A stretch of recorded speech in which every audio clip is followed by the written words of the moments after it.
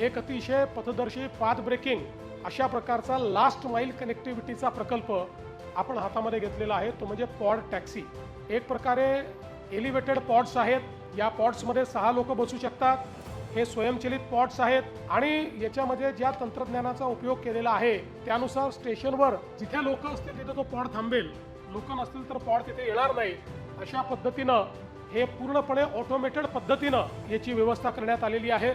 आणि विशेषतः आपण हा प्रयत्न केला आहे की बीकेसी जे आपलं बिझनेस डिस्ट्रिक्ट आहे याच्यामध्ये दोन्ही बाजूनी, बांद्र्याच्या बाजूने किंवा कुर्ल्याच्या बाजूने येणारे जे लोक आहेत यांना कोणालाही दुसरं ट्रान्सपोर्टेशन घेण्याची आवश्यकता पडू नये अशा पद्धतीनं दोन्हीकडच्या स्टेशन्सला आपण जोडलेलं आहे। आणि त्या जोडण्यामुळे मला असं वाटतं की लोकांना खूप सुगमता होणार आहे आणि त्या पॉड टॅक्सीच्या माध्यमातून लास्ट माईल कनेक्टिव्हिटी असणार आहे।